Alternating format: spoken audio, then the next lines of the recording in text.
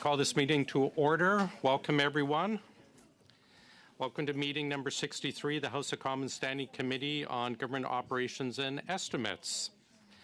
Pursuant to the order of reference adopted by the House of Commons, the House on Wednesday, February 15, 2023, the committee is meeting on the study of Bill C-290, an act to amend the Public Servants Disclosure Act. Colleagues, one of our witnesses for today, unfortunately, was tied up by their airline, so will not be able to make it. That's Mr. Devine. So we have two witnesses today. Ms. Galtieri, welcome back. It's fantastic to see you. I understand you have a 5-minute opening statement for us. Am I opening? Yes, okay. Please go ahead. Sure. Mr. Chair, members, this is a privilege, and thank you, members Guérin and Vignola.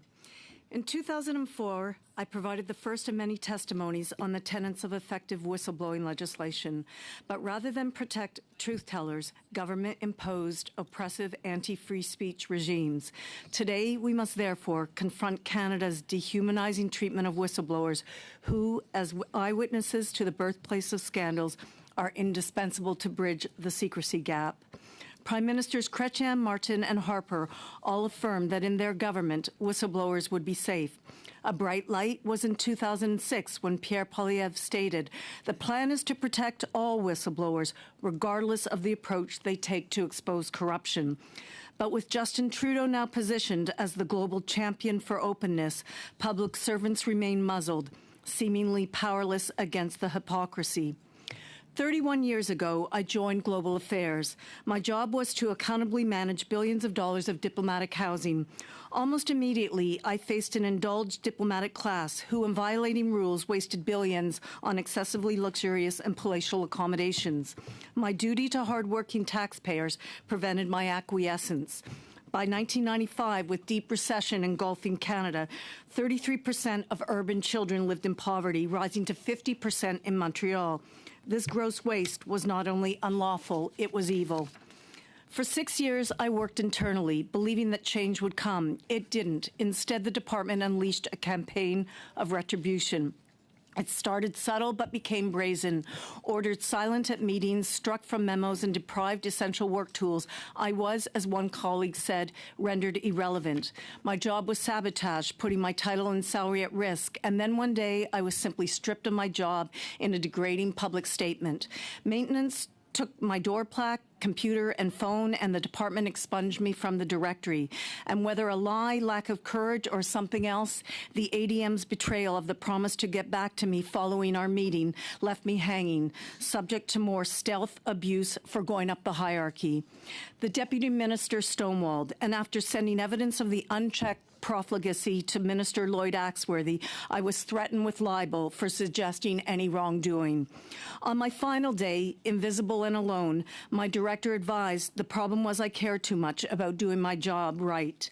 The final ignominy was an anonymous call tracked to a phone booth, menacingly warning to back down or the department would publicize who I was sleeping with. 1 month later, June 10th, 98, I sued. Reeling from 6 years of abuse, weary from constant vigilance, I now faced a Justice Department who financed 13 years of warfare using taxpayer money, hell-bent on bankrupting and destroying me. Shamed by nothing, in 2000, the government demanded I pay $360,000 for just one motion. And in 2003, they hauled me back into court, claiming I was stalling because I needed a brief reprieve to breastfeed my newborn. Now 62 years old,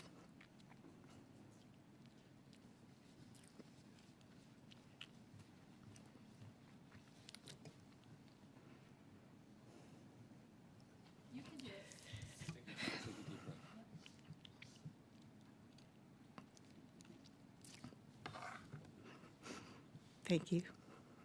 I have learned sobering truths.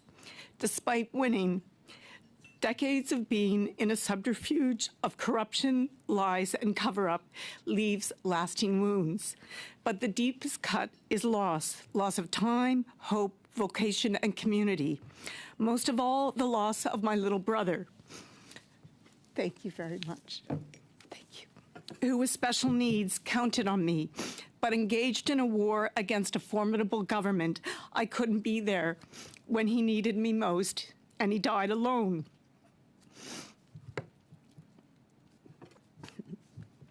A year later, I went through the same debilitating regret when Mom died. We never got to sign up for the sewing classes. I kept deferring. I am so sorry. Today, my husband Serge is here with our sons Zachary and Sebastian. In the depth of despair, we found grace with their arrival. For their generation, we must find courage and place dignity to people over deference to power. We must pass Bill C-290, establishing this moment as a new beginning and restoring trust, not only in our public service, but in Canada's vision for decency and justice. Martin Luther King said, "The arc of the moral universe is long, but it bends towards justice." Today, pass C-290 and be the force that bends this arc. Thank you very much. I apologize. No, that was great. Thank you very much. We appreciate it. Ms. Dion, please. You have an opening statement for 5 minutes, please. Premièrement, je vous remercie. First of all, I'd like to thank the committee for hearing our stories. It's important. My name is Judy Dion. I'm 55 years old, and I served the federal government from 2000 to 2015. I defended the whistleblower Luc Sabourin. I was recruited in February of 2008 by the senior analyst of documentation. When I was interviewed with the director, she asked if I was comfortable serving within a place where there were interpersonal problems. And there's no problem because I'm trained as to help employees, so I was trained to offer support. So she knew that there were problems. So I started in this unit as lead. I was responsible for 15 employees. And during this year, a number of them approached me, including Mr. Sabourin, complaining about harassment, injustice, and intimidation within the team. Over my 18-month mandate, I witnessed wrongdoing, and it caused me to lose sleep. Following the complaint process, I shared the information with my immediate manager, and that person had to leave the unit in the following 6 months because she herself became the target of the agent who was causing the trouble. The PAE, rather the Employee Support Program, suggested a training to me for conflict management. I asked my supervisor if I could take it, and I was told, you can't do anything for our unit. So you can go and do it if you want, but you can't do anything for our unit.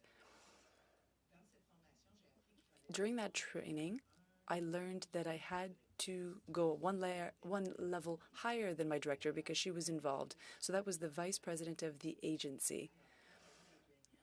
Accompanied by plaintiffs, we went to do this. After this, things got worse and spiraled downward. There were complaints towards and I was made aware that both individuals were aware of the complaints that were being filed.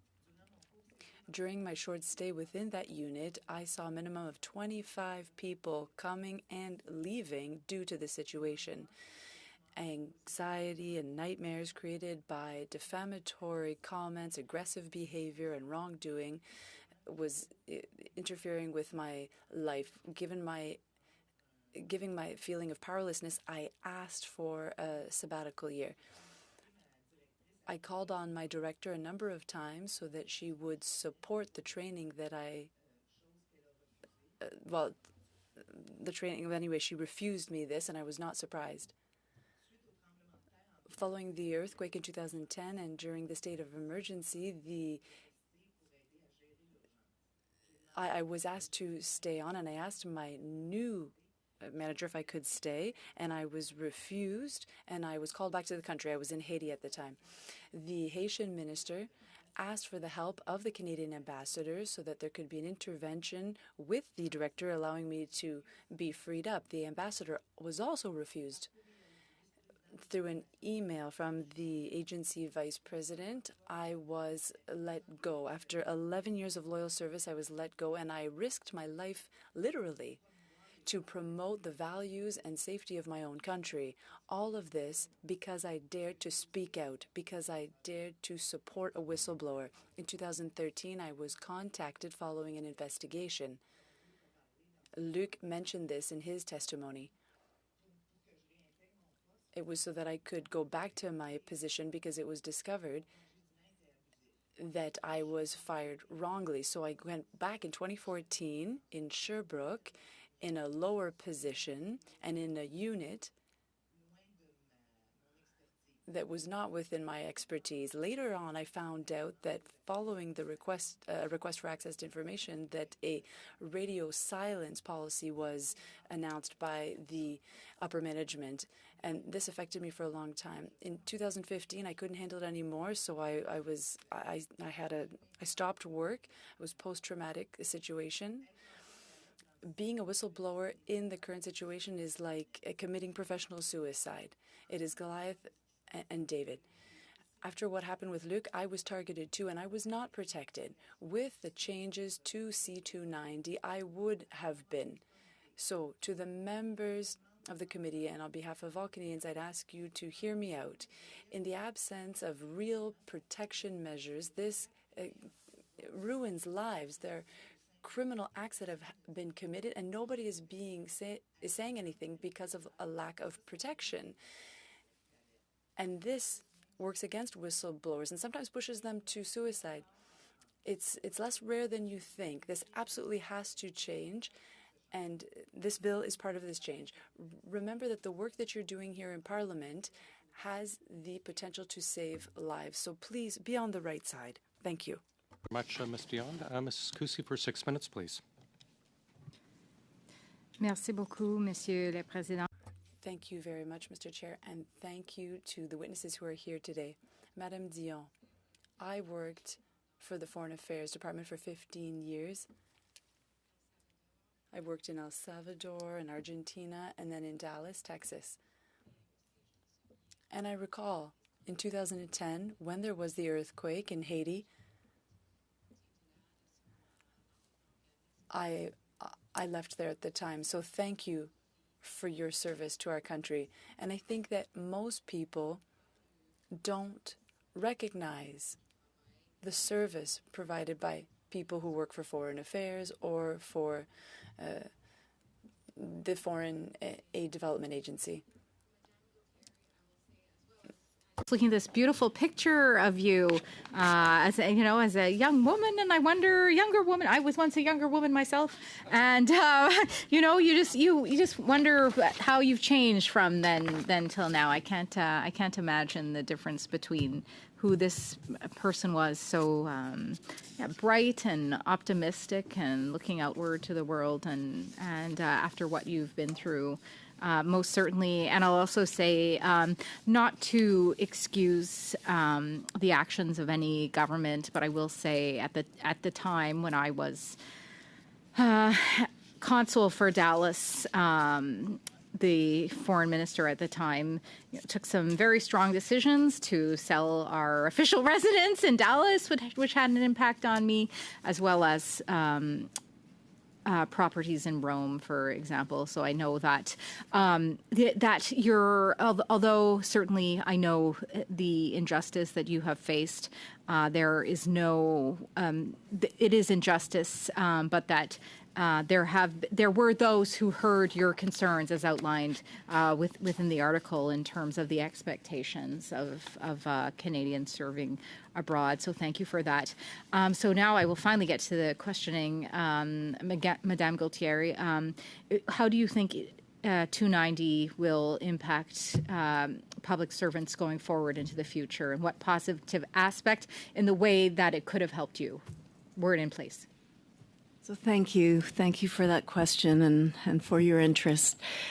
So I have been involved in this movement for a long time. I am a lawyer as well, and I have to say that my initial involvement was very committed to the law. I mean, partly that was my training, and I also saw that it was necessary to regulate behavior through changing the laws.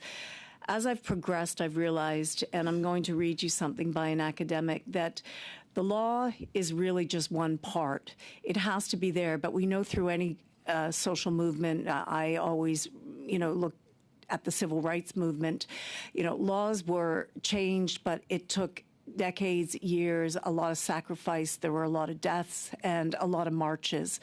And so the culture changed through an amassing of people. So Bill 290, it is essential to pass it because to turn it back will send a very grave message to not only the public service, but to the people of Canada that they are not important, that the truth does not matter, and it's a very cynical maneuver. So I take it as a given that people will collaborate to pass C90. Will it be a panacea? No, it will not. Probably one of the most critical issues is how is somebody supposed to mount a case without legal representation? That is a very big part that we're going to have to discuss how to do that. But I want to read you something by an academic.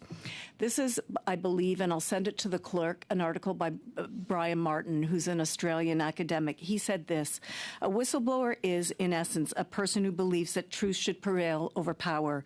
They are a potential threat to nearly everyone in powerful positions and thus need to be domesticated. It is unrealistic to expect a law to undermine powerful hierarchies. It cannot be expected that any formal procedure could be enacted and implemented that would enable single individuals, backed solely by truth, to reliably win against powerful organizational elites. So the law, essential. Is it enough? No, we need a major cultural, socio-political shift in embracing whistleblowing. No, thank you for that. And I also want to take this moment to thank your family as well in support of you, because no one achieves anything without their family. So I want to recognize that. Madame Dion, je voudrais vous demander vos... Ms. Dion, I'd like to ask your opinion about the impact of this bill if it's adopted. Well, whistleblower protection and those who witness the whistleblowing, those who support them, that's crucial. People are losing their lives, their career, their homes, their relationship. We need to have parameters that are much broader and much more specific than what we have right now. It can save lives. Absolutely. Thank you very much. Seconds, but all right. Thank you, Chair. Merci beaucoup. For that's the time. Mr. Fergus, I understand you're next, please, for 6 minutes. Merci beaucoup, Monsieur le Président. Thank you very much, Mr. Chair.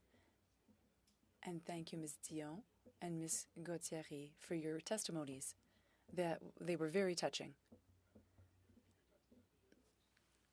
Ms. Gualtieri, I wasn't aware of your situation, but I was very familiar with Mr. Sabourin's situation, and Ms. Dion, your part in helping. I'd like to assure you that we are all trying, all of us around this table, we all agree with the foundation of this bill, which is very important. What we're trying to do is improve the law so that we can avoid the terrible situations that you were part of and that you witnessed. Now for my questions. They're a little more specific. I hope that you'll be willing to answer them. Ms. Gualtieri. Direct experience of this. What are your thoughts on this bill's expansion of protections to public servants who are not the actual disclosure of wrongdoing, but those who are involved in the disclosure of wrongdoings? Sorry, I had a very hard time hearing. I should have had this on. What is my impression about the bill regarding the protection of? So we're all in agreement that we should protect the disclosure of wrongdoings. What are your thoughts on protecting also those who are involved in the disclosure of wrongdoings? they go hand in glove. If we need to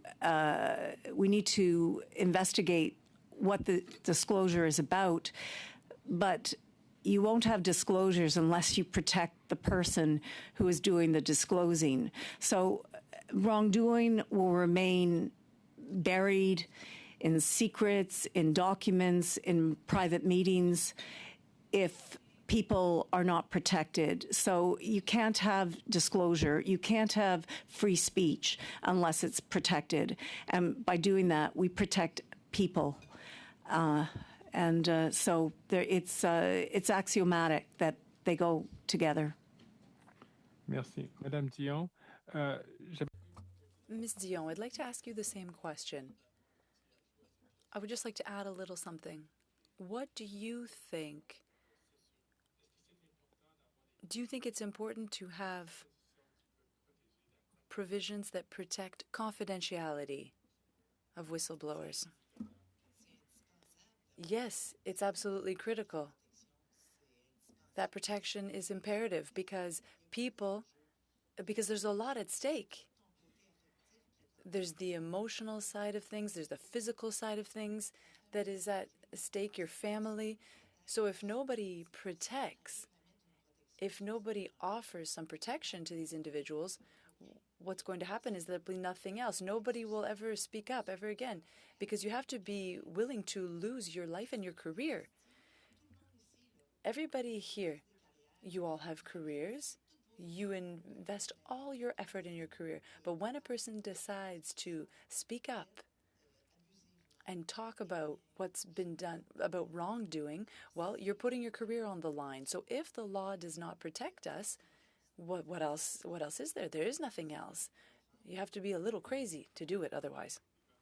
Indeed. have I started my timer late? 2 minutes, sir. Thank you.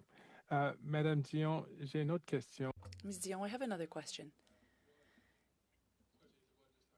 In Bill C-290, it's proposed that we remove references to good faith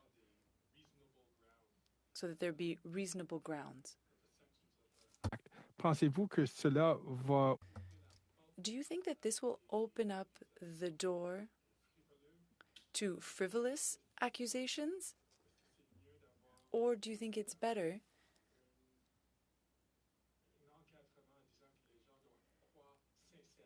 to say that people need to sincerely believe that there was injustice? You know, Mr. Fergus, if we look at the criminal level, when there's a complaint, there's an investigation. People don't just say, I don't believe you, so we're not going to investigate. Somebody conducts an investigation, there's a report submitted, and then a decision is made. If there are frivolous accusations that are made, well, the person will pay with their career. But it's up to the law to lay that out. Yes, go ahead. In the case of Mr. Sabourin, or in the case of Ms. Gualtieri, there were consequences. There were counter-accusations made. Do you think that there should be a limit, that is to say that people need to sincerely believe that injustice took place before one accepts? Should there be like a threshold? A first level of decision? No, never. They take the complaint, and it is their duty to investigate. There's no smoke without a fire. When somebody reports illegal acts or criminal acts, regardless, when something is reported, when a complaint is lodged, if I come out of the shadows to make a complaint and you don't believe me and you don't take my complaint somewhere, it just remains in the shadows. Mr. Ferguson, or Mr. Fergus, sorry, I apologize. Ms. Vignola, please, for 6 minutes. Merci, Monsieur le Président. Thank you, Mr. Chair.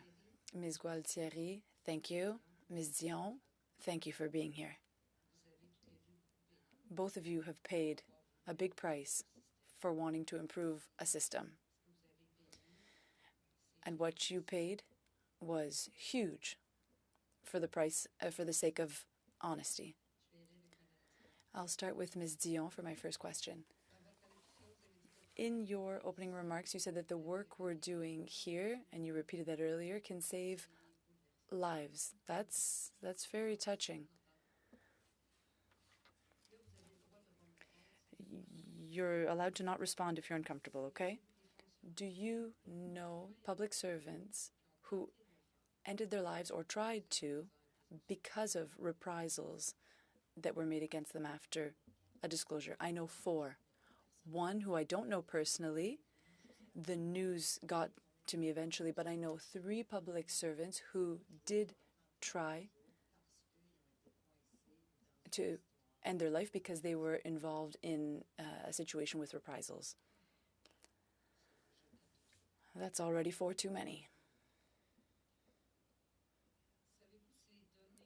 Do you know if there is data on the number of people on sick leave following a disclosure within the public service?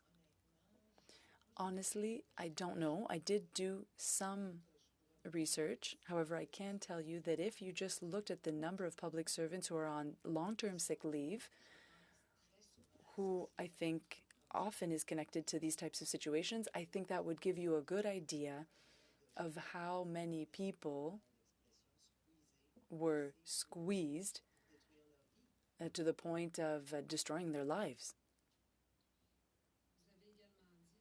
You also said that following everything you went through, you experienced post-traumatic symptoms. Do you still experience symptoms from that shock? I've been going to therapy since 2014, and still today, I still have a hard time trusting in establishing relationships. I still have anxiety and nightmares. So yes, I still am experiencing a lot of symptoms. And I think that someone who suffers from a post-traumatic shock, well, it's a lifelong thing. You have to learn to live with that broken person you've become. So I know that today I have to learn to live with that broken woman who can no longer trust. Because even when I cried out for justice, it still wasn't enough.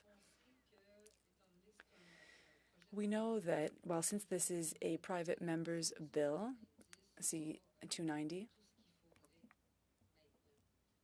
and so it might not have everything that it needs. It's up to the government. It's up to the government in place to decide on certain things. But that being said, given the current situation, if C-290 had existed when you were public servant and when you needed support, would you have gone through the same things you did? I'm convinced that today I would still be on my 2 feet and I'd still have my career. So no, if Bill C-290 had been there, at the very minimum, I would have been protected. Luc as well. We'd still be in Ottawa working. And we wouldn't be broken people. And the system would be doing better now, most definitely. Do you believe that the Quebec and Canadian population is currently aware of the deplorable situation that whistleblowers have to live through in the federal public service? No, they can't be aware. It's hidden completely. And when someone talks about it,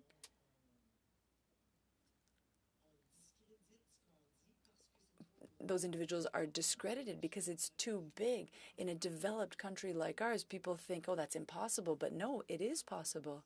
And so that's why I say that every complaint merits an investigation and a decision needs to be made. You have to go see when a public servant goes out of their comfort zone to ask for help.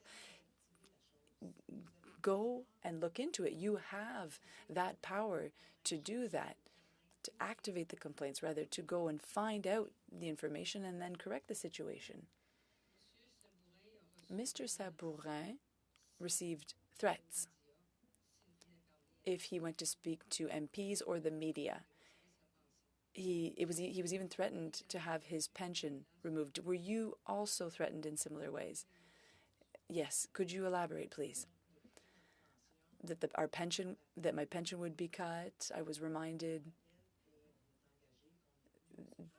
that I had to uphold professional secrecy, but that has to do with operations that I carry out. It's not on, abuses that I experience. When you're traumatized like this, when you're pushed about like this, you can't think anymore. So what's being said, it's like a direct threat, and you freeze because you're being threatened. And then I'm thinking even my pension could be taken away. I only had 15 years of service, so I wouldn't even have a full pension. And they were talking about, taking the car, just pulling it out from under me like that. So yes, thank you. First, thank you both for your courage and for seeking justice. I'm gonna, Ms. Gualtieri, I'm gonna go to you first. Maybe you can speak about, would a public servant have a high chance of prevailing whistleblowing, right now with the passage of Bill C-290, and maybe you can speak about also what is missing from C-290. I was reading an article where you talked about other countries and maybe what they've done that could be added to strengthen this bill and to even further protect workers. So thank you for that. Tom Devine was to be here today. He is the legal director at the Government Accountability Project. I have been working with him since '98, and in fact, I sat on their board. I chaired the board, actually, at the Government Accountability Project. He is really the global leader in drafting legislation. So he will speak to this. Today, perhaps that's why I was emotional. I really do not speak about my case. I don't want to shine a spotlight on myself, and I have been so involved in the legal aspects of it. But we decided today he would speak to that, and I would speak more to the human dimension. So turning to your question of whether C-290 gives a whistleblower a fighting chance. Listen, I support deeply the passage of 290 because it's not just what's in the law, it's what it represents. It represents a step forward in this movement for transparency, accountability, employee free speech rights. Will it do the job? No, it will not. And that is because it is a very formidable machine that you're going up against. And Monsieur Guérin knows that, but he's limited in a private member's bill what he can put in. The government has the pen to do a lot more, and we are going to lean heavily on the government to do that. But, for instance, legal counsel, there's no provision for legal counsel in this bill. The burden of proof is not covered in this bill, though I believe there's going to be attempts to deal with that. The burden of proof deals with when somebody comes forward with a complaint, the burden shifts to the other side to show that the retaliation was in no way linked to the disclosures they made. Without that, the complainant carries the burden of proof. And how do you prove what is difficult, what your bosses were doing, or what is buried in their paperwork and which they've never shared with you? In my case, you should know that the documents in my case, when piled on top of each other, were 5 stories high. It's a lot of information. So this bill really is about kicking off a whole new debate about whether Canada is a country that is going to protect truth tellers, as I said, those people who seek to protect us, the public. Okay. That's, you got me thinking about something here. Obviously, it's about, I guess, what does it say to you that the government hasn't tabled comprehensive legislation on whistleblowing, and obviously the previous government did, and it actually backfired in many cases. What does it say to you when we have consecutive, liberal, conservative, liberal governments that haven't addressed this? I think it's just a complete failure in leadership. I think, I just came back from Ivy Business School where I teach every year, and people are deeply involved in this issue. They see it as an assault on them because whistleblowers, listen, in the States, Vioxx, which killed 60,000 people, was taken off the market because of Dr. Graham's disclosure. In Canada, we had the blood scandal in the 80s. 60,000 people, that was the number, perhaps many more, died of Hep C and AIDS because the government failed to screen the blood when they could have. People went to jail in France and other countries, and here, virtually nothing had happened, even though we had a public inquiry. So we really need to start engaging the public. And frankly, the governments until now have not been pushed enough. We need a media that's much more engaged. We need parliamentarians that are engaged. We need a bureaucracy that's engaged. And we need to light a fire in the public to demand it. Thank you. I really appreciate my colleague for tabling this PMB in place of the government not doing their work. Ms. Dion, what would it mean for Canada if we pass this bill? For Canada, our whole country? Je pense beaucoup plus de transparence. I think it would mean a lot more transparency and acceptance. There's nobody who's above anything. There are abuses, there are mistakes that are made. We have to accept that that happens, and that means growing and improving, having a stronger system with clearer things in place. And, embracing these lower level employees who don't have anybody listening to them. They don't have any transparency. For me, supporting these people will mean that the government has better transparency facing the public and from within as well. Because if you just keep your head in the sand and ignore what's happening in your own backyard, well, that's that. I'm not happy to hear that. Or the Zimbabwe, who's there at the end of who has strong laws? Oh, Zimbabwe. Zimbabwe, something like that. Tu sais, ça me fait pas plaisir de savoir. I'm not happy to hear that we are a country, that's involved in this. We're talking Canada. Come on, you are the workers. You're the ones who make change happen. Please, this is absolutely awful what we're hearing. What she said is awful, that I lost my job, that Luc is traumatized the way he is. It's awful. Help us. We're here today so that you can help us. Pardon me. Thanks very much. I appreciate it. Ms. Block for 5, please. Thank you very much, Mr. Chair. And I, too, want to thank you for being here today. It is, it's very sobering, and I recognize that it is probably, and as we saw it, very difficult to perhaps revisit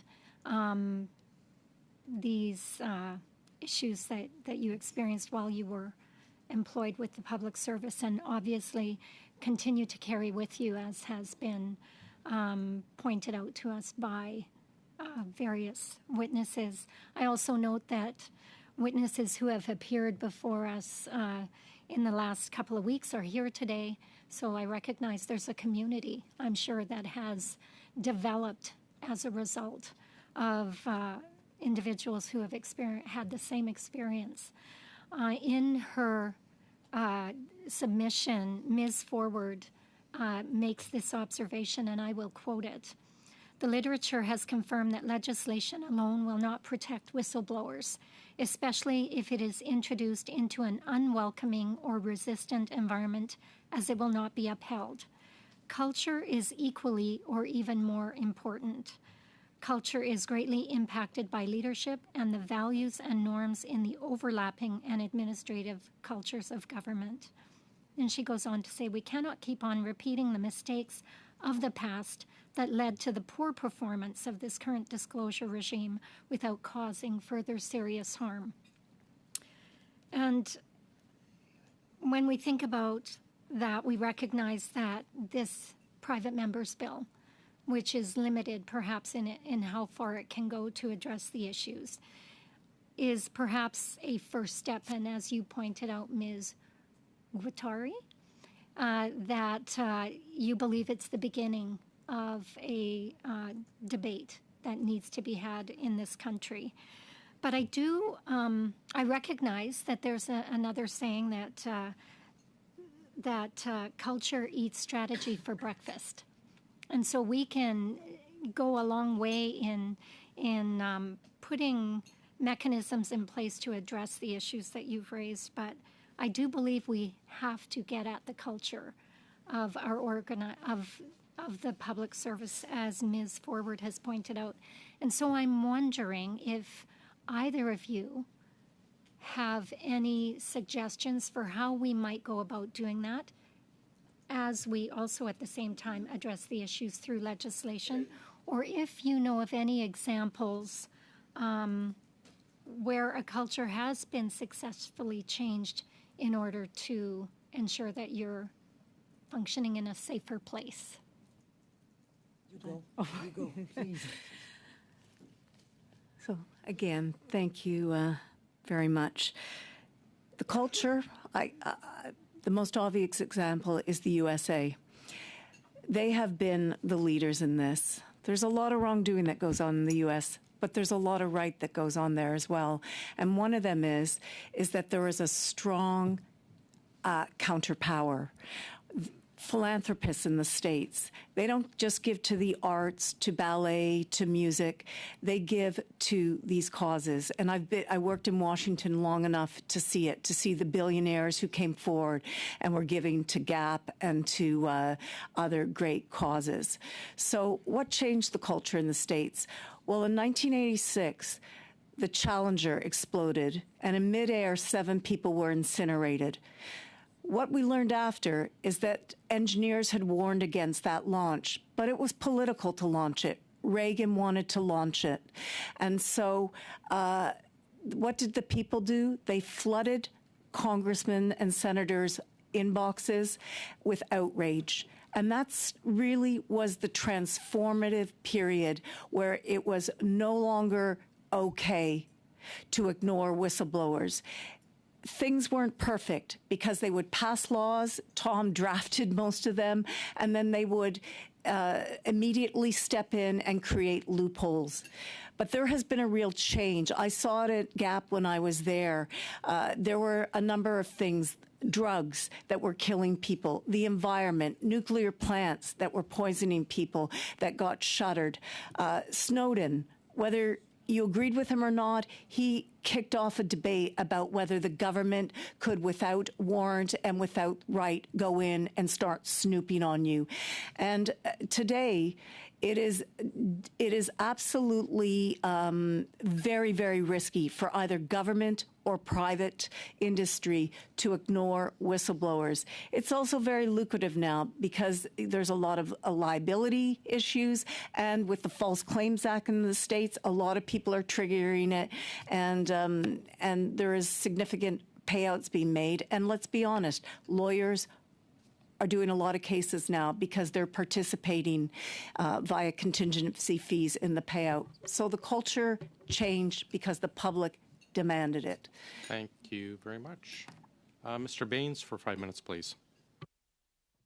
Thank you, Mr. Chair, and thank you to our witnesses for joining us and again showing your courage to revisit these stories and your continued advocacy. I'm wondering if I can ask Madam Gualtieri, several amendments to the Act in this bill remove restrictions meant to prevent overlap with other pieces of legislation or bodies, such as subsection 19.1, number 4, which prevents individuals from commencing a procedure under another act or collective agreement if they file a reprisal complaint. Would removing this restriction introduce significant overlap between recourse mechanisms? No. I'll give you the straight answer on that, and Tom Devine is going to speak to you about this. Any right that is given under a whistleblowing act should be additive. In other words, it should just be one option for the whistleblower. Why would you support an act that restricts rights that are inherent? our tort rights. They should be preserved. Our rights under the charter, they need to be preserved. I sued the government. Do you know what the government did after I was successful at the Court of Appeal in a unanimous decision? They didn't appeal it to the Supreme Court of Canada. Instead, very quietly, in 2003, buried in a huge omnibus bill, they put in a section that said a public servant has no right to sue anymore, Section 236 of the Public Service Modernization Act. So what I am telling you is that in any enlightened democracy, the rights should be additive, but they should not be exclusive. And the man who's had the longest history in drafting laws and in acting for whistleblowers is Tom Devine, and he will speak clearly to this. Okay, and I look forward to asking Mr. Devine. And so in addition to that, like what problems could that cause? Well, in decades in the States where most of the litigation has gone on, it has not caused problems. You can't, how is one supposed to find the time to marshal their case and then start multiple proceedings? That's not the way the real world works. They're going to pursue the avenue that is most effective, most efficient, and will give them a chance to prevail. So it just doesn't happen. It wouldn't be fiscally feasible for a whistleblower. It is a comment that comes up, but is just not supported by real world data. Okay, maybe I'll ask Madame Dion. The bill also wishes to add contractors to the definition of public servant under the Act. Does this not create a constitutional division of power issue, as most contractors are covered by provincial and labor legislation? Would you able to comment on that? I wouldn't see how it would create a division. Okay, and maybe back to maybe Madame Gauthier, if you could speak to the issue of the jurisdiction? Yeah, so just because it adds contractors to the definition of public servant under the Act, but there could be a constitutional division of power because contractors mostly are covered by provincial labor. So obviously, we have to deal with jurisdictional powers. It's constitutional, but I think what needs to be understood is that it starts at the top. Once the Prime Minister and, his cabinet and then his party and Parliament signals that there's going to be strong whistleblowing protection for federally covered employees, that starts a cascade effect. To date, the provinces, and I've collaborated with provinces, they looked to what was happening at the federal level because as pioneers, they, there was a sense of how do we do this, and so a very poor precedent got set at the federal level, and the provinces followed. When our government turns this around and does the right thing federally, then the provinces will, I am quite certain, follow. So that is I'm afraid that's our time, Mr. Baines. Thanks very much. Ms. Manola for 2.5 minutes, please. Merci beaucoup, Monsieur le Président. Thank you very much, Mr. Chair. Ms. Gualtieri,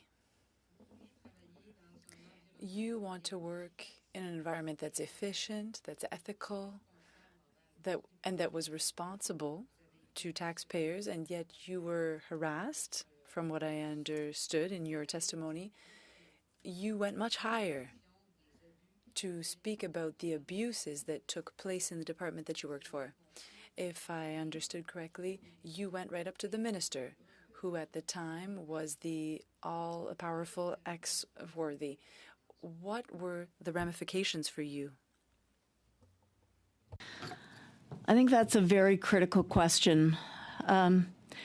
There's a lot of sycophantic behavior in government. There is in institutions in general. I believe that all people should be treated equally, recognizing, of course, that there has to be deference and respect to your bosses. But the question you ask is a far larger question than we can address today, and it goes to the whole issue of ministerial accountability, which has been eroded now for decades in Canada. There's a lot written about this, and I encourage you to talk about it when you're looking at the whistleblowing legislation. Axworthy, it was galling. He was going around the world as a champion of human rights, individual rights. And when I reached out to him, I felt quite confident that he would listen to the issue. But instead, as I said, very, very quickly, there was a letter that came back threatening libel. So I sued him. And you know, he became part of the process. That was 25 years ago. I would hope today that a minister would not so brazenly dismiss an employee who came forward with so much evidence.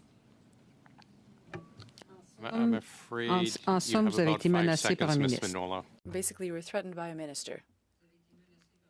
You were threatened by the minister or by the government? You were threatened by a minister under the government. We're very clear that... I'm afraid that is our time. Sorry.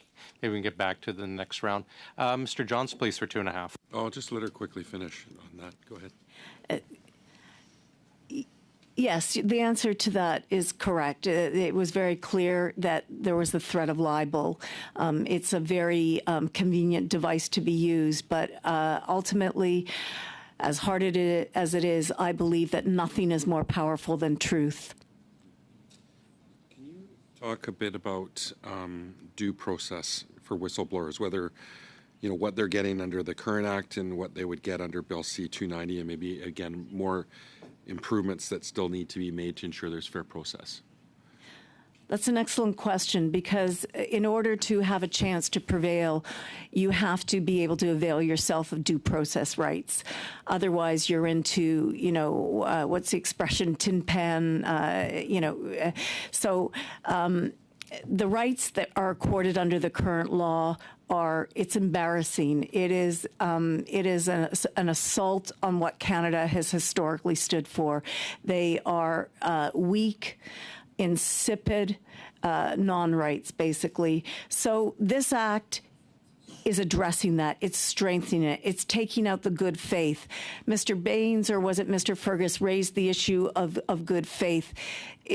This is a argument that has collapsed a long time ago. We don't go into the minds of people to determine whether the facts or the truth of evidence that they're bringing forward is true or not. So this act deals with that head on. It also gives an appeal for somebody directly to the tribunal. I have very strong views about the tribunal.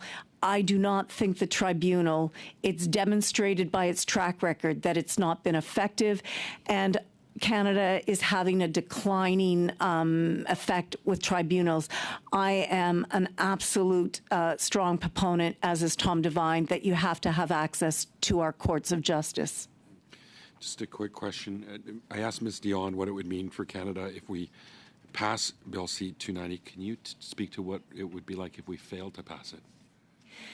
If we fail to pass it, it will be a dark day. It will be a national embarrassment. It will be an international embarrassment, and it will be, frankly, a failure on parliamentarians who fail to support it. How do you not support the issue of occupational free speech? It's not credible in a functioning and free democracy. Thank you very much. Mr. Barrett for 5, please. Thank you, Mr. Chair. Thanks to the witnesses for being here today and sharing your expertise and your experiences with us. Could you provide me with some international examples of best practices for whistleblower protections? And I'll give each of the witnesses an opportunity to respond. So I think the best way to answer that, again, because time is, sacred here, is that we can provide that to you in writing. I've been providing it to committees since 2004. So Tom is really the master of these best practices, and many countries around the world have implemented them. We have currently one, and this bill introduces many more. So it is progress. But as I say, you have to have a fundamental structure. You can have a car that you can put excellent gas in, excellent oil, excellent seats, etc. But if the foundation of the car, if the chassis is rusted, then you're going to have problems. So we have some real structural problems in terms of where are you going to go for your remedy. So we will provide you with those best practices, and I think it will give you a lot of thought about what the next step is in introducing a bill. Before I turn my question to Ms. Dion, what is the best thing that we could do right now? So what is the most important thing that you would say needs to happen next? So you have to endorse this bill. We can assist you with amendments. Again, it's limited. Spending cannot be in a private member's bill. So, and much of this relates to spending, remedies. A whistleblower who sacrifices everything needs to be able to get a remedy. That is a spending issue. Legal fees, that is a spending issue. So the bill has to be supported. It is an excellent, it is an excellent signal that this is important, but there are remedies that we will assist you with, and we will provide you with best practices and try to introduce as many as we can that don't infringe what a private member's bill can do. Thank you very much. Ms. Dion, do you have any best practices that you'd like to share? She's the one. She's the one. She's the one. And with respect to the best step that we could take next?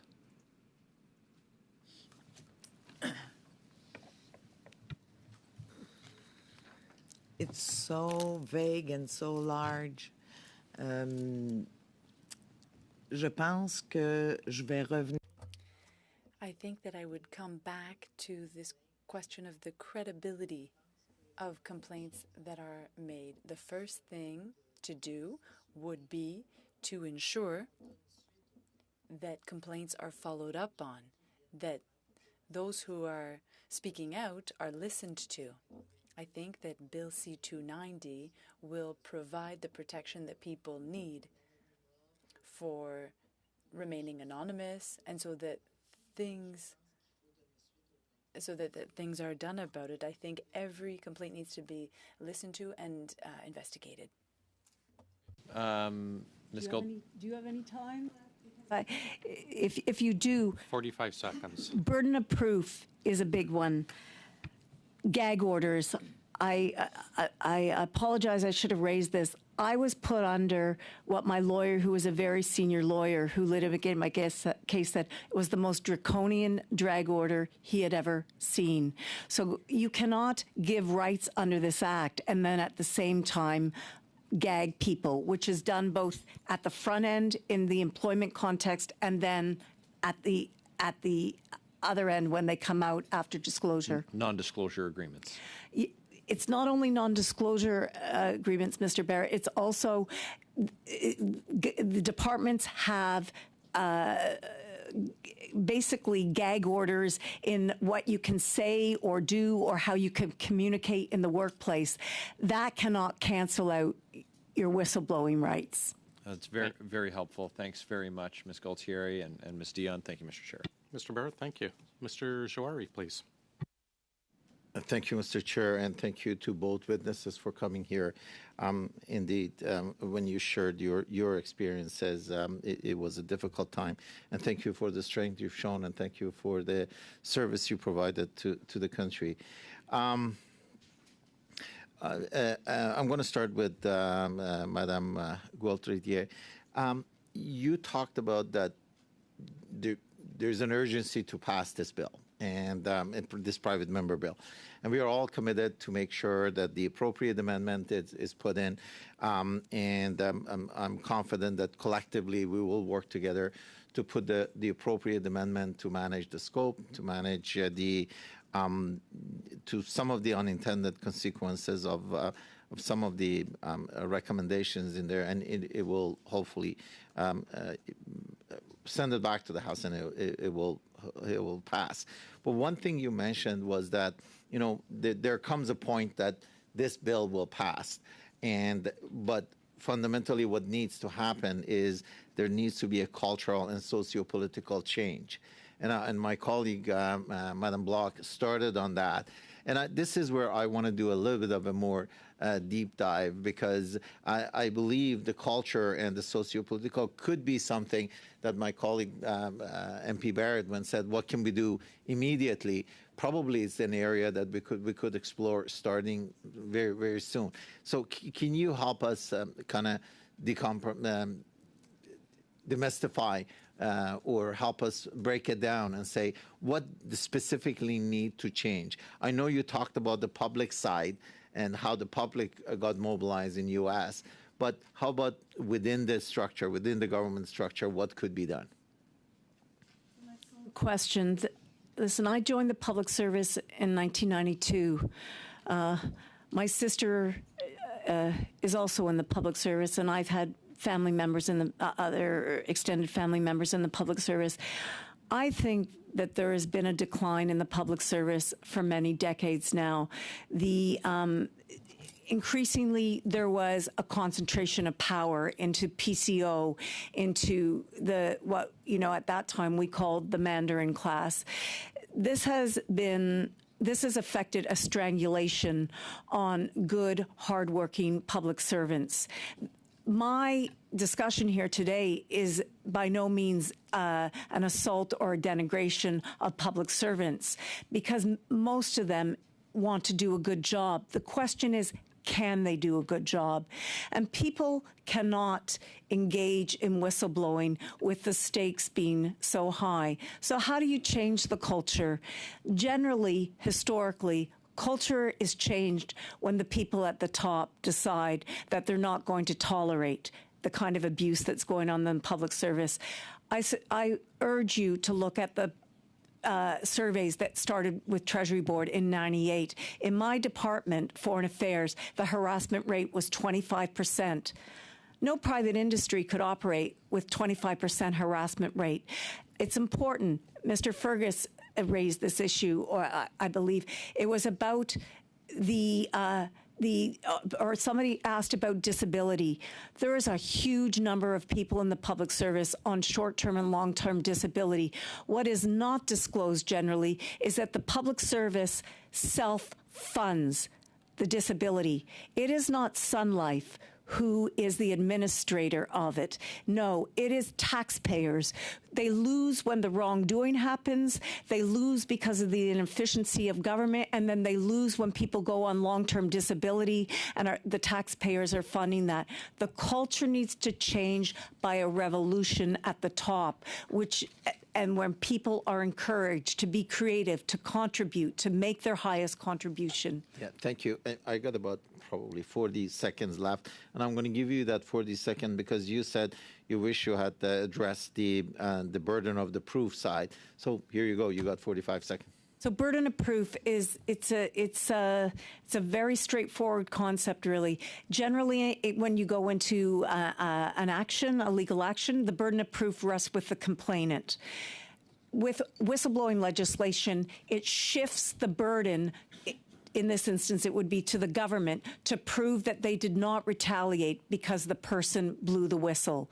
It changes everything. It gives the whistleblower a winning chance. Without that shift, they won't prevail. And that is our time.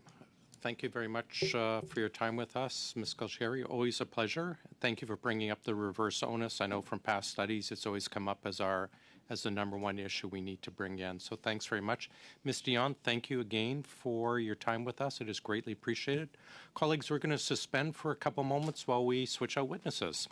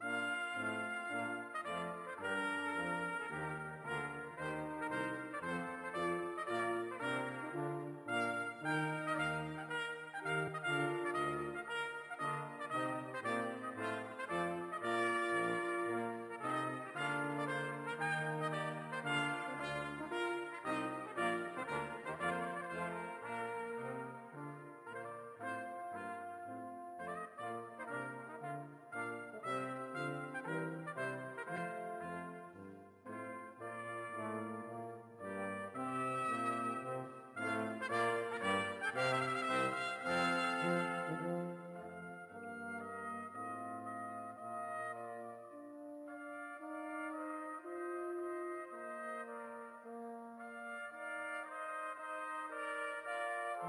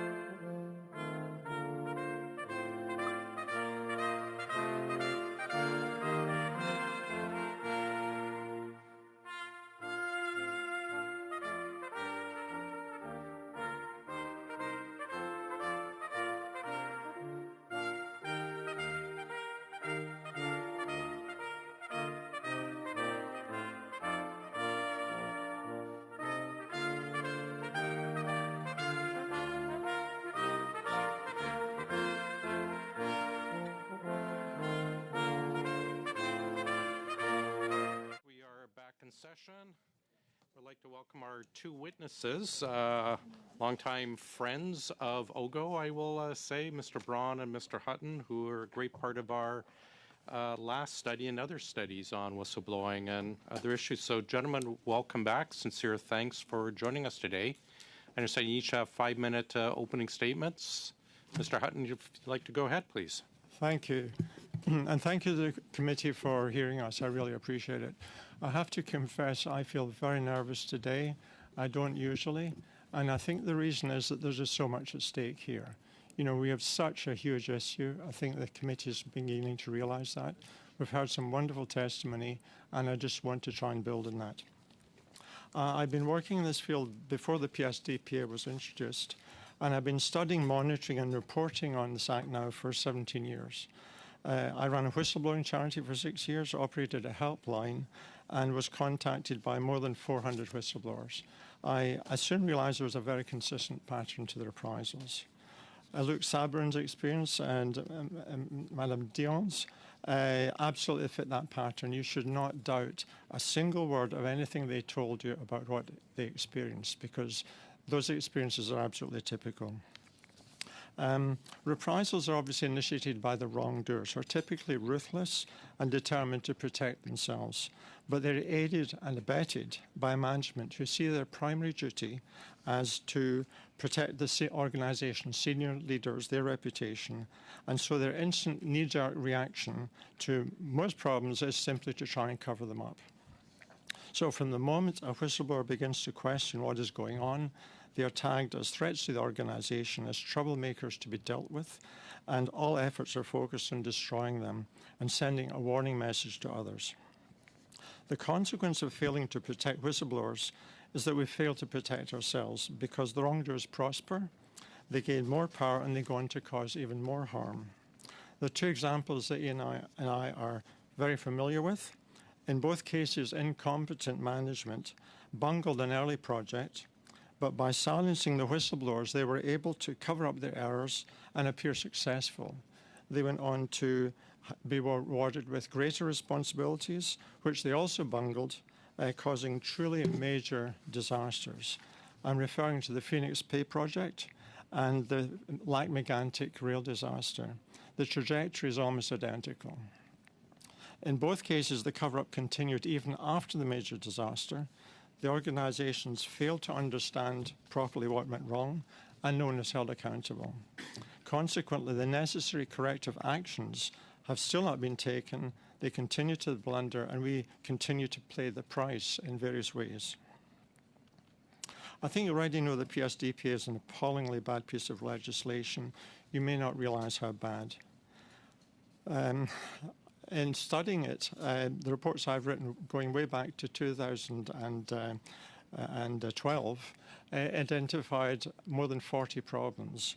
We cannot possibly fix all of these, but we can intervene surgically to make it work better. Decades of experience has taught us that combating corruption with the help of whistleblowers requires a complete system of protection with well-defined components. It's like a car, we've heard that analogy already, which as a minimum needs about 5 components. We have the engine, we have a gearbox, we have a set of wheels, we have brakes. What have I forgotten? Steering wheel, right? Now, which of these components can be dispensed with? None of them. If any one of those is defective, the car is immobilized, it becomes a useless lump of metal. In the same way, we have set out 5 categories in our criteria describing the important components of a whistleblowing system.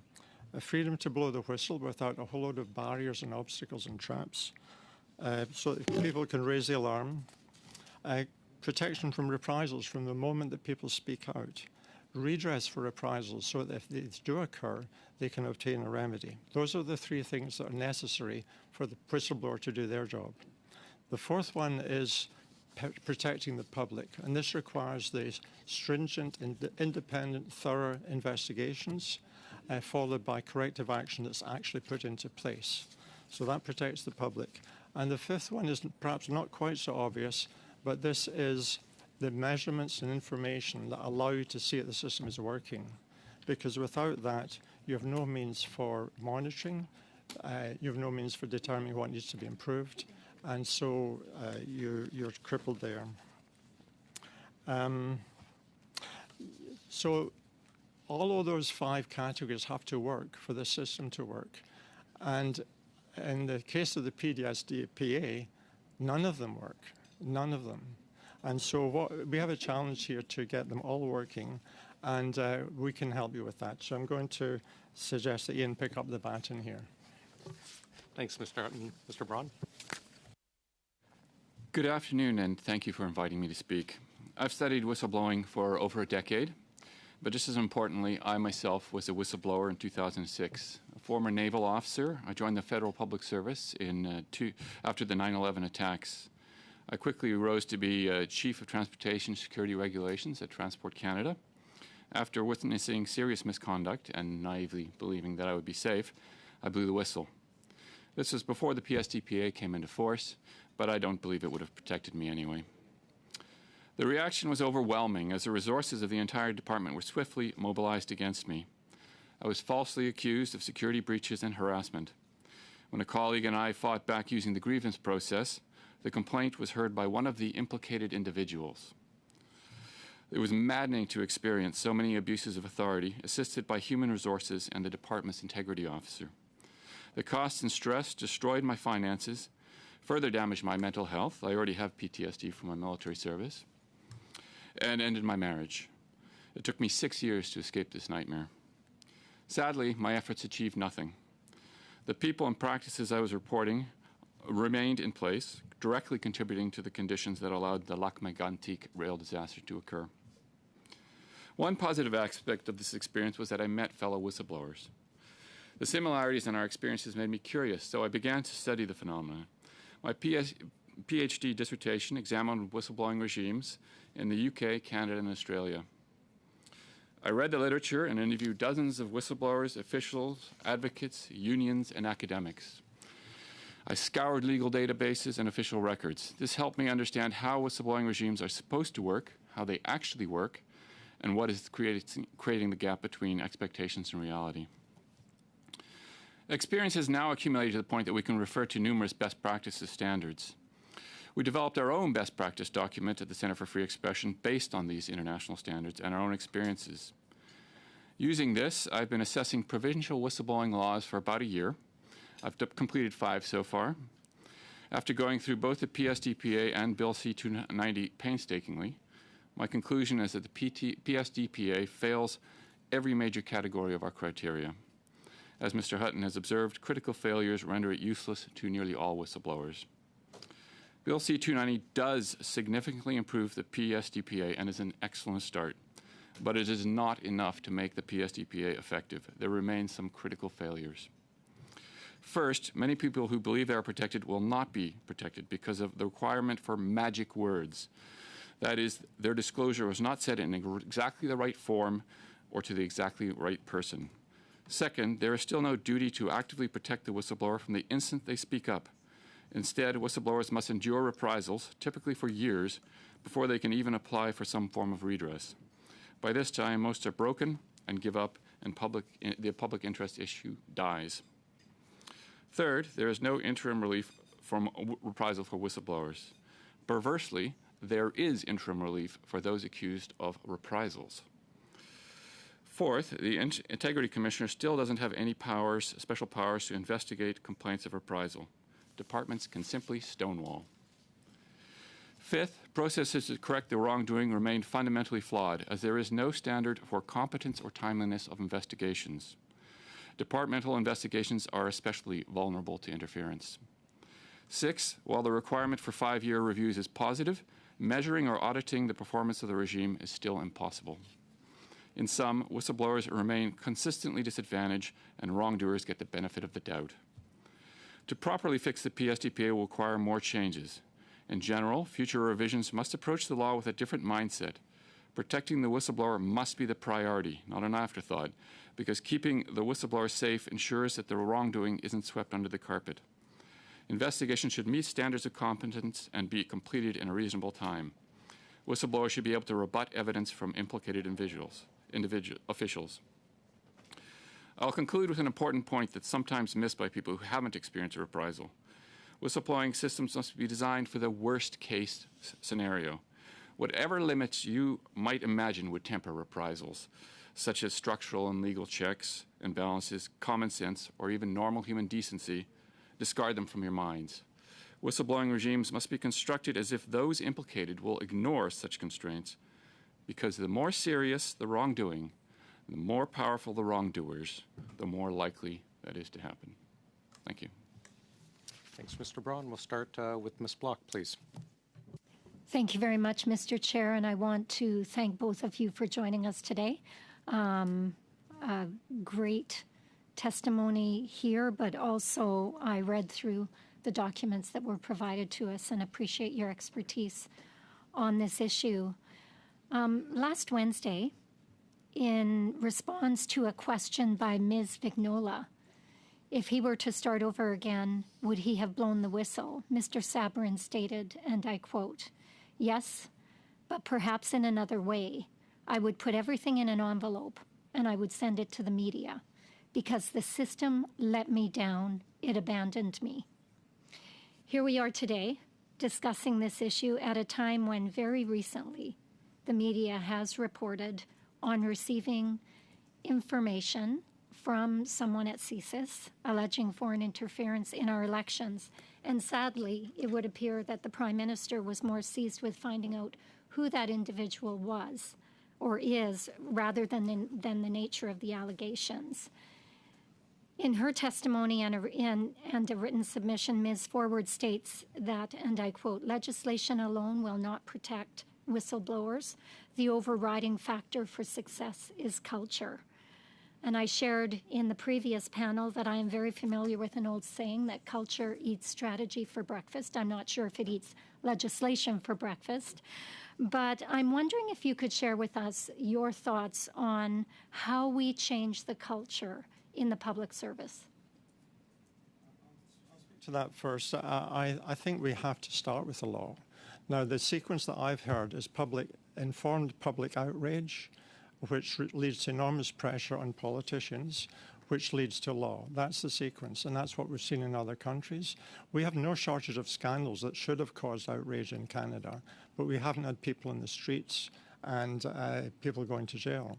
I can assure you that if the law is changed so that some of these wrongdoers suffer consequences, that will be the start of a significant culture change throughout the whole public service. The very first one that it happens, the message will go out like a cannon shot. And I'll point out the case of in the UK not so long ago, the CEO of Barclays Bank was personally fined over $600 million. Now, his crime was not the wrongdoing he was accused of, because that was not considered serious. It was attempting to uncover the whistleblower. He went to great lengths to find out who the whistleblower was, and you can imagine what his intentions were. And he was fined more than $600 million for doing that. So that sends a signal, and that might cause other CEOs to think twice about, launching a campaign to find this leaker. Thank you. Anything, it would be that if you want to improve the culture at the top of the public service, and I'll agree with the previous witnesses that that's where it probably needs to happen, you would want to also have a look at the way they're socialized. I would say that you would want to look at how they're hired, socialized, and incentivized, because as it stands right now, senior public servants are mainly rewarded for making problems go away, not for fixing the problem necessarily.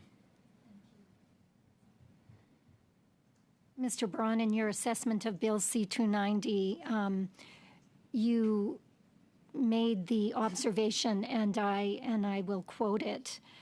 You state that the improvements this bill may, and I quote, act as a Trojan horse, luring unwitting whistleblowers with illusory protection.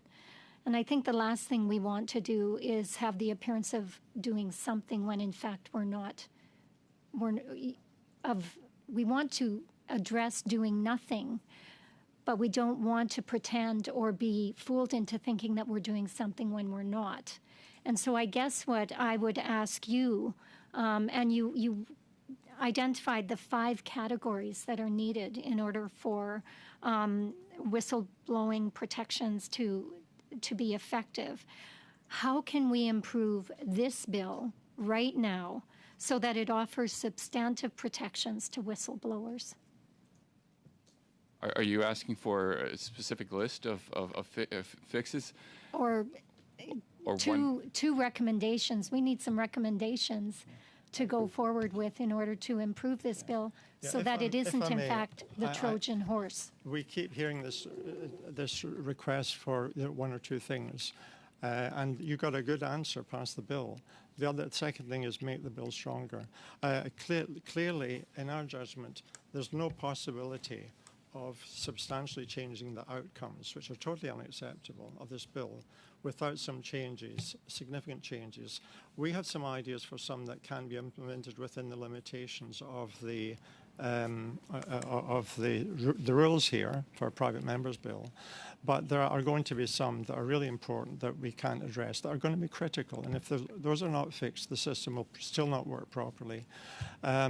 What we suggest you do is take on the task of identifying those as well, knowing that they will not make it into the private member's bill, but they are something that the committee can also report on if you so choose, because you're going to have plenty of opportunity to do that. You're going to hear some wonderful testimony from Tom Devine, who has been a tremendous support to us and helped us with our criteria, and from other people. Anna Myers, you're going to hear from some people who are extraordinarily knowledgeable and help you identify what needs to be done. Thanks. Ms. Thompson, please, for 6 minutes.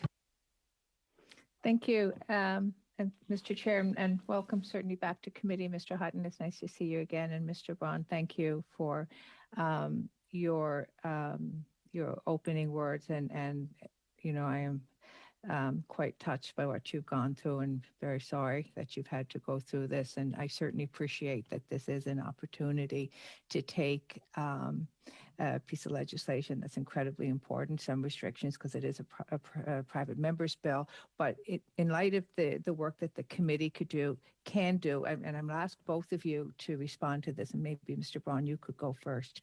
What is it that you would like to see the committee bring forward that would strengthen the impact of the whistleblower legislation? I'm going to echo what was said by the previous witnesses. The reverse onus is probably the most important and easiest fix. But I also think that this committee can do a lot by amending the law so that there's a mandatory review every 5 years using meaningful performance measures and tying the government into a continuous cycle of improvement. I think only that way can you ensure that the Whistleblowing Act continues to remain evergreen and improve over time, because there will always be holes in the law. Could I just jump in for 1 second before you answer, Mr. Hutton? Mr. Bond, when you spoke just now about the continuous cycle of improvement, does that link into your earlier comment about the measures and the monitoring that's necessary as part of the 5 steps? Yes, it does. Yes, there was at one point for the PSDPA, there was a primitive logic model and performance framework. It was developed in 2008 and then promptly abandoned. You need to know where the weaknesses in the system are if you're going to fix them, and that just doesn't exist. Nobody collects any meaningful data. So, Mr. Hutton, yes. Okay. Yes, you're clearly hungry for very specific answers rather than generalities. I'll throw out a couple. One is that we've mentioned already that there is what we call interim relief in the Act. We at first thought that was for the whistleblower, and then we read it more closely, and we realised that it was for those accused of carrying out the wrongdoing, that they are fully protected. Nothing, not a hair on their head can be touched while the process unfolds, and there's nothing equivalent for the whistleblower. We suggest that you take that provision and just change it a little bit and make that relief open to everybody, all the parties, the wrongdoer, the alleged wrongdoer, the whistleblower, and the alleged reprisers. That seems a very simple thing to do. It doesn't. I don't think it's going to cost money. It seems fair. And the other thing you must do, as you do that, is to make that unconditional and immediate from the point that the disclosure is made, and not under the control of the Integrity Commissioner at their discretion and late in the day after reprisals have occurred. So I think that's a very simple and perhaps way of turning the tables on this legislation, which had a different intent. The other suggestion I'd make, a very specific one, is that the ability to go public is often very, very constrained. Now, there's a person in Australia, A.J. Brown, who has done some wonderful research over decades in this field, and who perhaps you're going to hear from. And his research showed that in Australia, looking across all the different states and the laws that they had, some of the laws that didn't seem very well written actually were performing quite well. And as they drilled down and tried to figure out why, they realized it was due to one particular provision that appeared in several of them. And that was basically that if the system to investigate and protect the whistleblower didn't work, then the whistleblower could go public. And that was defined as being, if it took too long, if they were told there's going to be no investigation, if they were told that nothing was going to happen, then it could go public after a certain length of time. And what that does is it kind of turns the tables, because the typical strategy of the agencies that are supposed to be protecting the whistleblower is delay, do nothing, keep them in the dark, reassure them that things are going along, and nothing happens. Cases have sat in the Integrity Commissioner's office for literally years without attention. So it turns the table on them, and what's happened in Australia is that the officials responsible realized that their worst nightmare, publicity, might result if they didn't go on and do their jobs and deal with the case. And that doesn't cost money to do that either.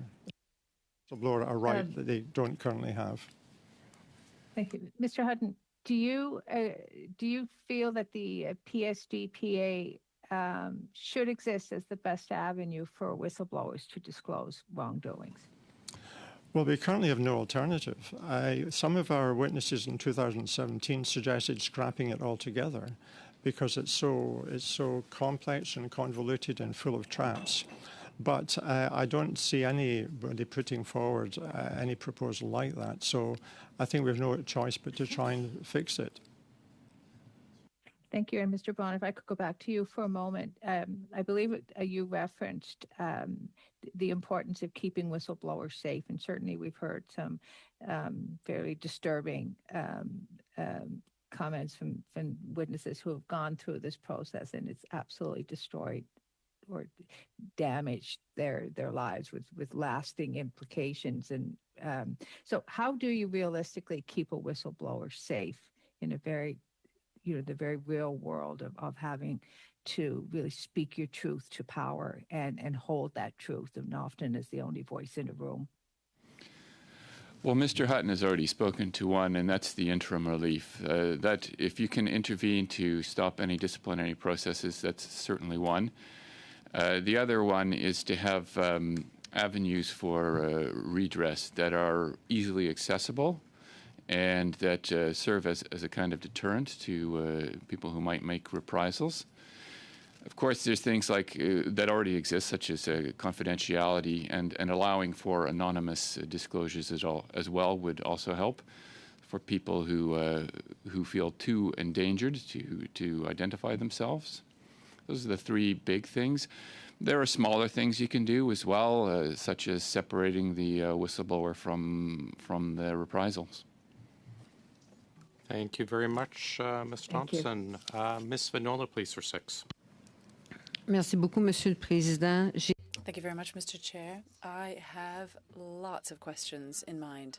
I will start with this one. You talked about Australia and the rights of whistleblowers to go public when they have to wait too long for an answer. Are there any stats on that, and what would they be?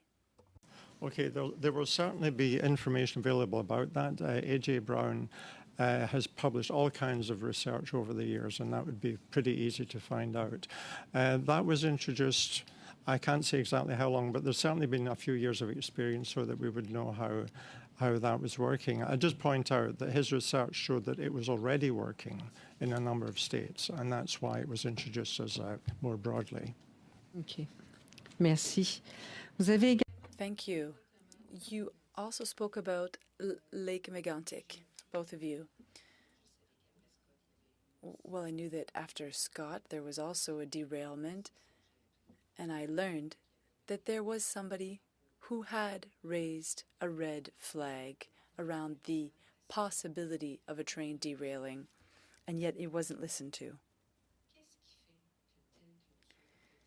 How can such a culture exist? How come juniors, quote unquote, are not listened to, and then people go forward anyway and just, squash those who are trying to improve things? How can that culture be explained, and how can it be truly changed so that situations like those of Ms. Dion, Ms. Guatieri, Mr. Braun, and Mr. Sabourin don't happen again? Describe this phenomenon like cancer, and I described when I was introducing this topic how wrongdoers get away with things, then they get promoted, they get more, and these are people who are typically both incompetent and dishonest and totally focused on their own careers and self-interest. If you can take those people out of the system, that sends a huge signal, and that's what's not happening in places like Transport Canada, where you have incompetent managers being promoted and disasters happening and no consequences for them. The same with Phoenix, no consequences for the people who created and designed this disaster, and no consequences in terms of understanding today what actually happened. Aujourd'hui, à quelques reprises, Today, on a few occasions, we heard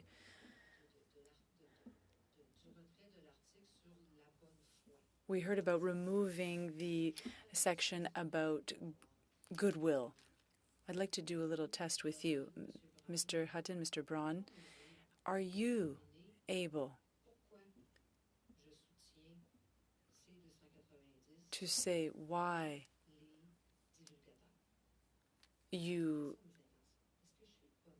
I would be for Bill C-290 and so on? Am I after glory or what have you? So you're asking about good faith.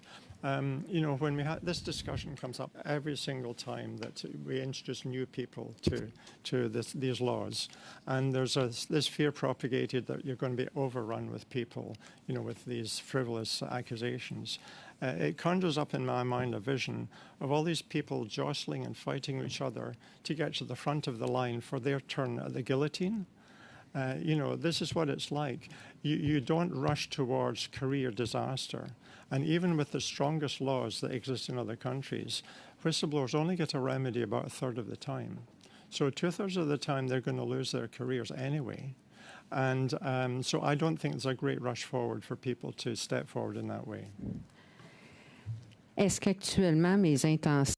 Currently, my intentions around good faith, well, does that mean I have good intentions by supporting C-290? Or am I after vengeance or glory as an MP? Are you able to determine that? I can't determine the motives of MPs, no. I look at their actions and I look at the facts, and that's what we should all do.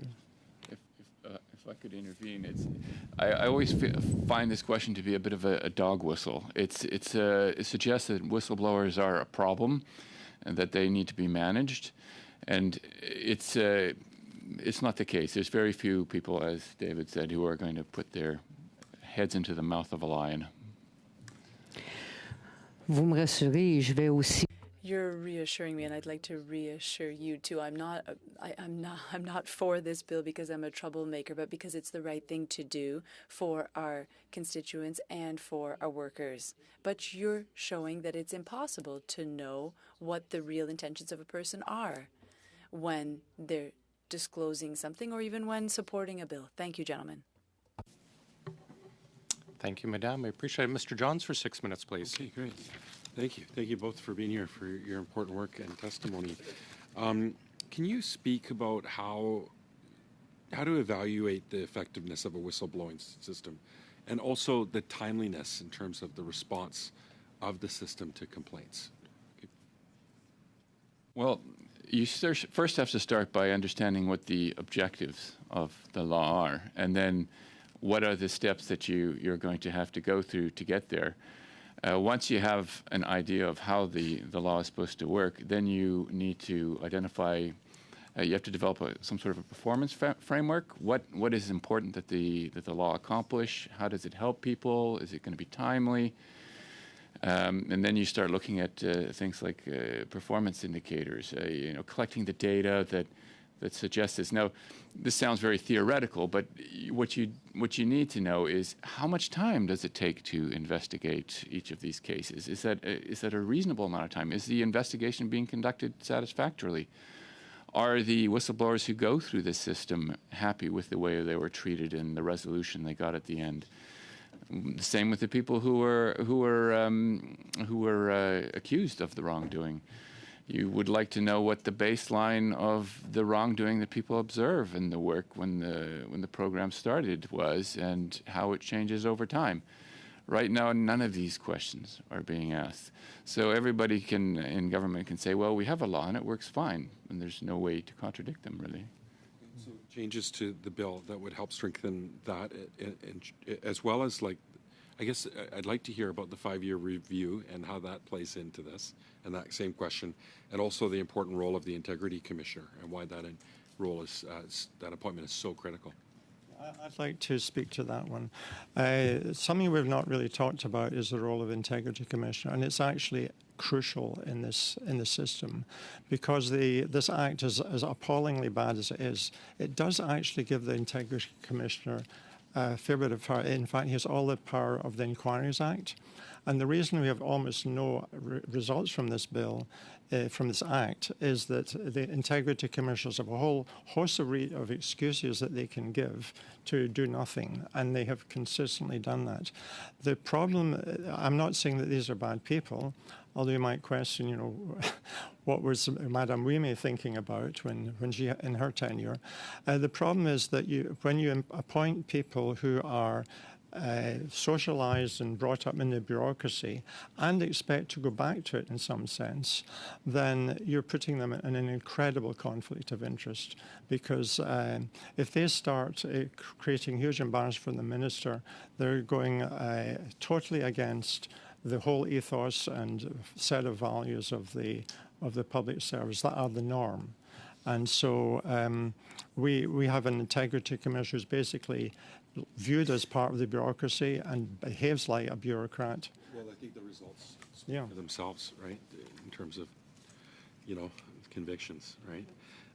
Now, we've heard some concerns about the bill. You've heard it here about the expansion of protections to employees, including contractors, specifically jurisdictional issues around some contractors are provincially regulated. Now, I know, Mr. Brun, you talked about some of that work that you've done around experience working with provinces and other jurisdictions as well around the world. Can you maybe help address some of those concerns and the importance of covering them or not covering them?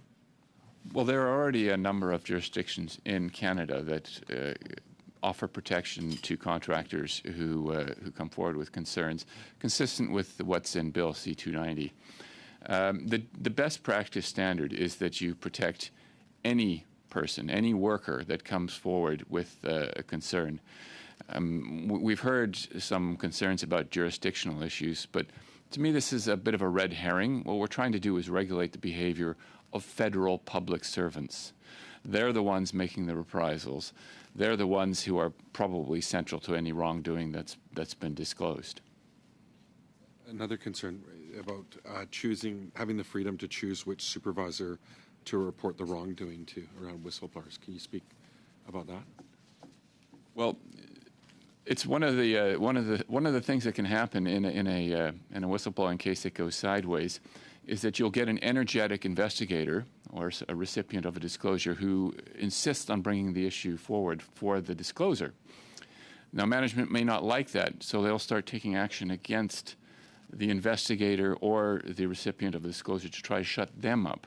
This is why you have to consider the people around the whistleblower as well, because there are multiple points of pressure that can be applied when making a reprisal. Duty to protect. Yeah, go ahead. Yeah. If I could just add to that, it's important to give the whistleblower choices, quite a few choices about how they proceed. First of all, because they may not be fully aware of all the rules. You don't want them to lose protection just because they didn't read the rules carefully enough. And secondly, because they're taking a huge risk with their careers. They need to be able to go where they think they may have a chance. And in some cases, they will absolutely know that there are certain avenues that they cannot pursue. They need to have alternate avenues. They should not be forced, for example, to report to the very people who may be in charge of the wrongdoing. That would be a bad idea. Thank you very much. Mr. Barrett, and then we'll have Mr. Fergus. Yeah, thanks very much, Chair. Gentlemen, thank you for joining us today. With respect to the appointment of an integrity commissioner, I want to go back to your exchange with Mr. Johns. What's the solution that you would propose for the appointment and selection of an integrity commissioner? From what pool should they be drawn, and what requirements should government have with respect to the appointment process? We've seen in the past when there are commissioners who have given news that's bad for the government hasn't filled those roles. So we've seen that with the, like the victims ombudsman, an office vacant for months, over a year. We've seen that with the veterans ombudsman.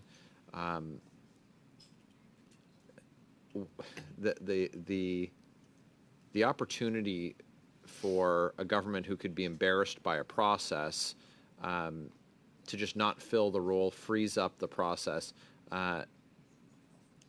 might incentivize bad behavior by a future government. What would you suggest as a remedy for the situation that I've described?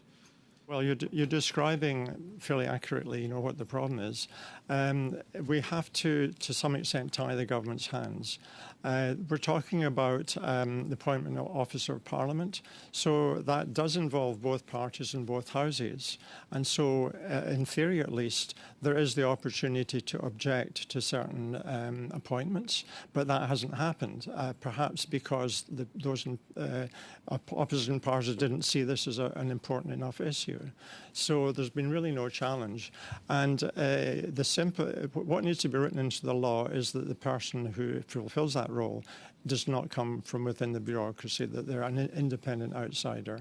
Now, this is in fact the type of person that was appointed to the very first whistleblowing agency, which was the PSIO, which preceded the PSIC and was operated under much less effective, just under a policy, not legislation. And the person responsible for that was Dr. Kaiserlink, who did a wonderful job, given very limited power, and he used his office to campaign for a better regime, one entrenched in law, successfully. And as he was departing, he had a conversation with PCO. This is all documented. He had a conversation with PCO saying that it was very important to appoint people from outside the bureaucracy for the reason we've discussed. According to Dr. Kaiserlink, PCO agreed with that, said they would do just that. He asked a number of people to put themselves forward he thought were good candidates. They were not even consulted. Their applications were not even recognized. He wrote about all of this to this committee, and so you have that on file somewhere. And so the answer is to go back to what Dr. Kaiser recommended, appoint people who are actually capable, credibly, of carrying out what is virtually a law enforcement role within the government, where you're required to undertake energetic investigations of alleged wrongdoing that could be occurring at any level. It's interesting. You look at these officers of parliament, these roles that are created, and the government has, through governor and council appointments, has the ultimate say.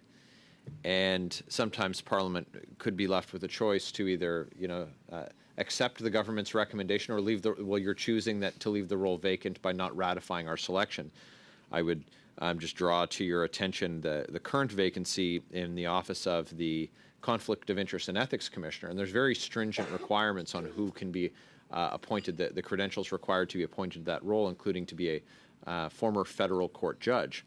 Now, the Judges Act sets the salary for what a judge makes, and the new ethics commissioner will receive 40% less than a judge. So the pool of qualified individuals they're looking to draw from is now said, if you're interested in this position, you'll earn 40% less, but we assure you that we take this work very seriously. So there's different ways for them to interfere. So I take your I take your suggestion well, and will refer to the documents that you referenced. I'm sorry that I don't have more time. Thanks very much. Thanks, Mr. Barrett. Mr. Fergus, please, for 5. Well, thank you very much. I really do appreciate the testimony from these two witnesses. And let me just reassure them that, of course, we are looking at ways to making sure that we can, that there needs to be an update to the Whistleblower Protection Act. There has to be changes which are being brought about. And we have an opportunity right in front of us to bring forward some important changes that are going to be connected with Bill 290 here.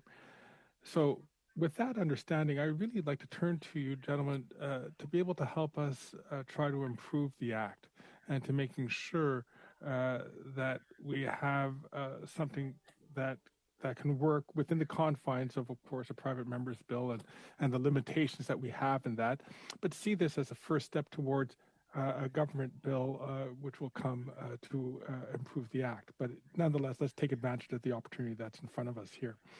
So with regard to, you had mentioned, Mr. Hutton, about the PSIC, the PSIO, its predecessor.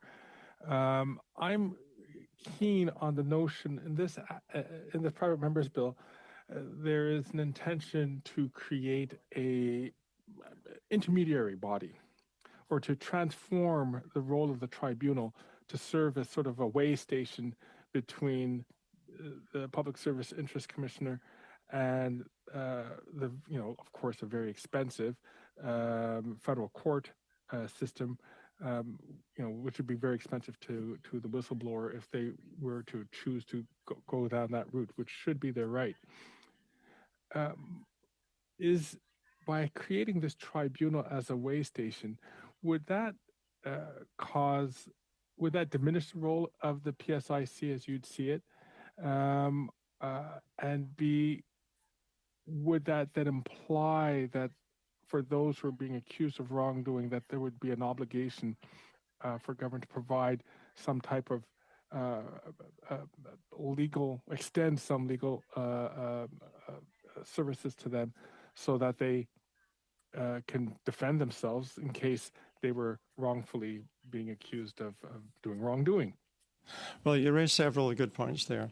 One is that a feature of our current system is it's completely sealed off from the real world in the sense that there's no access to the courts, there's no access through access to information, to any of the information brought forward regarding wrongdoing, for example. It disappears forever. And the tribunal is deeply flawed. We've said from the start that that there should be access to the courts, to the regular courts, with the normal rules regarding judges and so on, and that's been denied here. So that certainly ought to be available. And one of the things I point out, the only way that people can challenge decisions of the tribunal is through judicial review and decisions of the commissioner as well. And every single judicial review, I think without exception, has excoriated the decisions of the integrity commissioner.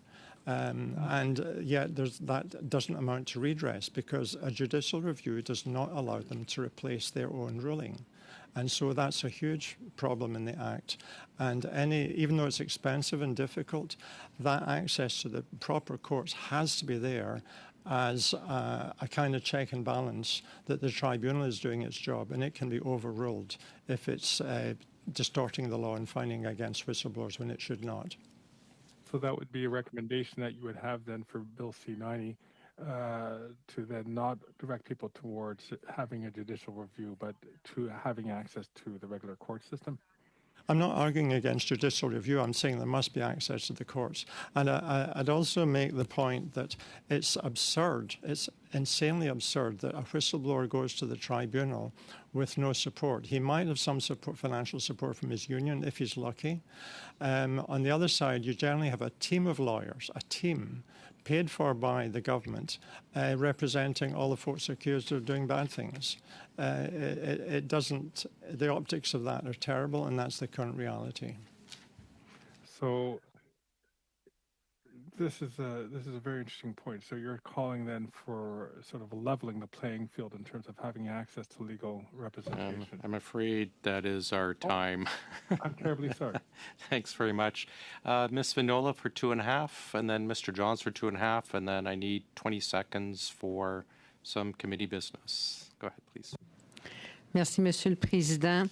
Thank you, Mr. Chair. 2 short questions. In your opinion, is it illegal to forbid a citizen to uphold their rights in a court of law? It should never be. Merci. Si un employé Thank you. If a private employer harassed, intimidated, or bullied an employee, what would happen to that employer? I think it depends a lot on management of the organization. In a well-run organization, there's zero tolerance for that because harassment is a signal of incompetence. It's a controlling style of management which signals to you, this is not a soft issue like we shouldn't be nasty to people. That's not the issue. The issue is when you see someone who's using a harassing style of management, you know that they're incompetent. You know that they cannot deliver the goods because that's the style that is used by people in that situation. Vous parliez tout à l'heure. Earlier, you were talking about inversing the burden of proof. Why is it so important to switch around that burden of proof? Okay, I'll tell you a quick story in this. It's been known since the early 1980s that you needed the reverse burden of proof. The first attempt to do this in the US, the first 2,000 whistleblowers that went through this system 4 prevailed. So the chances are there 1 in 500. Those are not good chances. So the next attempt to writing the law introduced this idea of a reverse burden of proof. And that caused a big improvement. It's still not a slam dunk for the whistleblower. Still, even with the best laws today, only about 30% succeed. But our law was written without reverse onus 20 years, more than 20 years later. The Senate tried to put in a reverse burden of proof. They introduced 16 amendments based on our testimony, all stuff that will look very familiar to you today, including reverse onus. It was rejected. So we have been in the dark ages for, ever since the bill was written. The bill reads like an insult to whistleblowers. It reads like a message: we are going to screw you over, and here's all the ways that we're going to do it. Thank you. Merci pour votre travail et votre présence. C'est fort apprécié. Thank you very much. Your presence here was very much appreciated. Mr. Johns, please. So we've heard concerns that the requirement to provide support is not sufficiently defined and that it could impair confidentiality provisions. In your opinion, what would a good definition of support look like, and how would this, how could this harm whistleblowers' ability to remain anonymous? I think that we're getting into questions that have a lot of moving parts, and we'll offer to provide follow-up answers in writing to almost anything that you've asked. Yeah, but I should say that we know in other jurisdictions this is a reality, and so we know how it's done. It's being done in lots of places, and it's not impossible. It's not even very difficult. You're best to talk to people from these other jurisdictions who can give you chapter and verse. Do you think the addition of abuse of authority and political interference as categories of wrongdoing is a positive addition, and maybe do these categories present any issues, or how can they be better defined? I think that people should be able to report anything that they see as being wrong. If the 9/11 service operated the way that this law operates, when you called in, you wouldn't be asked which service you would want. You'd be asked which act is being violated and which section, and can you come forward with the proof? And would you like to breathalyze the person? That's the way it works. You should be able to come forward saying, this is wrong. I don't know which law it affects, but this is clearly wrong. And I'm just a witness. I came along, I saw this, I don't have all the information. It's your job to go investigate and figure out what actually happened, and find all the rest evidence and find out if I'm just mistaken. 30 seconds left. I'm going to give it to you. Anything you just want to add to close? Oh gosh, it's so important for this committee to step up to the mark here, and I believe that it will. I believe this bill is going to pass. I believe that even with your best efforts, it will not significantly change the trajectory because of the limitations of the private members bill. And so I think you should look at ways to signal very clearly what else needs to be done now, and not wait for this task force that could be another few years. We've gone 17 years without a single solitary improvement to this law. It's delivering zilch, and it's an insult to Canadians. We need to fix it now. So please help us do that. Gentlemen, thank you very much. For anyone sitting at home viewing, I know there's tens of millions. You can see why I call Mr. Hutton, Mr. Braun, friends of OGGO. I sincerely appreciate your appearance and your time and your advocacy. I'll excuse you. I just need to gather my colleagues for about 30 seconds for some other business. But again, gentlemen, thank you sincerely for everything you've done, and thank you for your time. I sincerely appreciate it.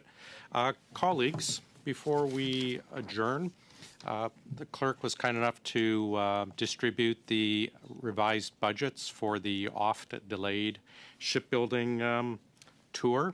I need committee approval. First one for the National Shipbuilding Strategy East. We have approval? Yes. Perfect, thank you. And then the West tour. Perfect.